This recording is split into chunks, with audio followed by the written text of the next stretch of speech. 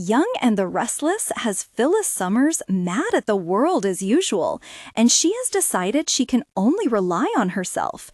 She wants that AI program, and I suspect that she would use it to target Victor Newman and maybe some others. We're going to talk about why Phyllis stole Kane Ashby's AI and how she'll use it to get the ultimate revenge on Victor and maybe on some others that have hated on her. Young and the Restless, Phyllis fed up with everyone.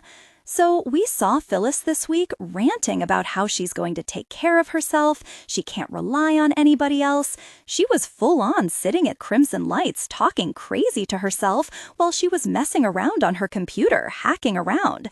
And if you remember, she had already pressed Kane and said, "Let's use the AI to target our mutual enemies," but he wouldn't do it.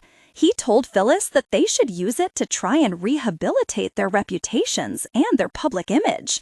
And then she was ranting at Kane and absolutely refused. They almost kissed. She was trying to kind of flirt with him, I think. And then after he refused, Phyllis decided, okay, fine. She'll get her hands on Kane's AI program herself. And she's convinced that this is the answer to all her problems. We've seen this over the past many months now that Phyllis gets something in her head that's the answer to her problem. Whether it's working at Chancellor, whether it's AbbotCom, whether it's this and that, she just flits from one thing to another as things fall apart around her because she gets obsessive and she gets manic and she drives everybody crazy.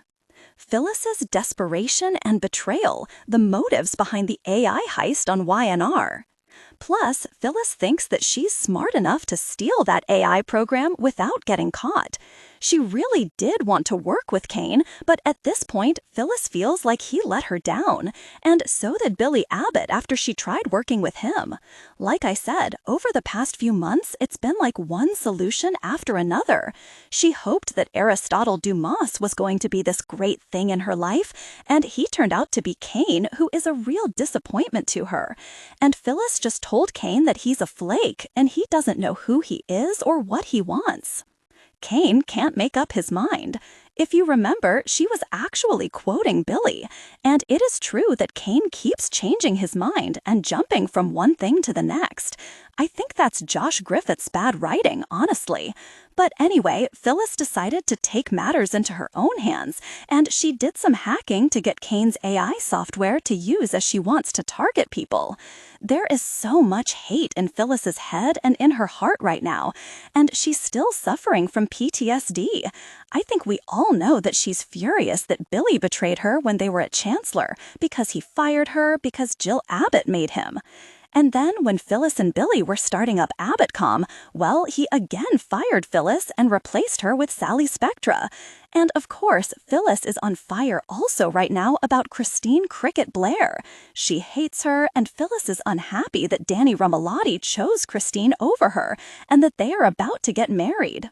And even though Phyllis is kind of over the Danny not choosing her part, she's still not over him being with Cricket. So when Phyllis crashed her party, if you remember, Christine wrote her a reality check about being miserable and alone and crazy. And after seeing Danny serenade Cricket and him telling Phyllis that Christine is his happily ever after, I think the last bit of self-control that Phyllis